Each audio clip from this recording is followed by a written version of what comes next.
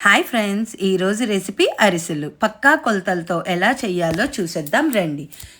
కేజీన్నర బియ్యం తీసుకొని రాత్రంతా నానబెట్టి ఉదయం లేచి మొత్తం నీరునంతా వడగట్టి తడి బియ్యాన్ని పౌడర్ చేసి పెట్టుకోవాలి. కేజీన్నర బియ్యానికి కేజీ బెల్లం తీసుకొని ఒక హాఫ్ గ్లాస్ వాటర్ వేసి మొత్తం కరగనిచ్చాక ఇలా ఒకసారి వడగట్టి పక్కన పెట్టాలి. అలా వడగట్టిన బెల్లం పాకాన్ని మళ్ళీ పొయ్యి మీద పెట్టి మరగనివ్వాలి. కొంచెం సేపు మరిగిన తర్వాత ఇలా బౌల్లో వాటర్ తీసుకొని మరిగిన బెల్లం పాకం వేస్తే ఇలా ఉండకడుతుంది. అంతేనండి, మన అరిసెల పాకం రెడీ అయినట్టే.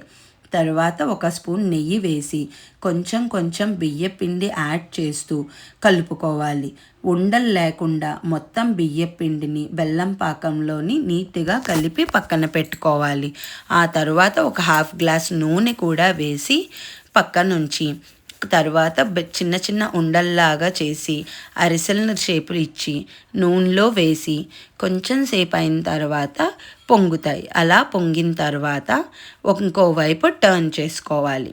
అలా రెండు వైపులా వేగిన తర్వాత పక్కకి తీసుకొని మనం అరిసెల్లో ఉన్న నూనెను మొత్తం తీసేయాలి. అరిసెల్లోని నూనె తీయడానికి ఇలా మిషన్ లేనప్పుడు ఇలా నేను ఒక బౌల్ తీసుకొని ఇంకొక బౌల్తో ప్రెస్ చేసి మొత్తం నూనెనంతా తీసేసాను. అంతేనండి, ఎంతో టేస్టీ అయిన అరిసెలు రెడీ. ఈ సంక్రాంతికి మీరేం పిండి వంటలు చేసుకున్నారో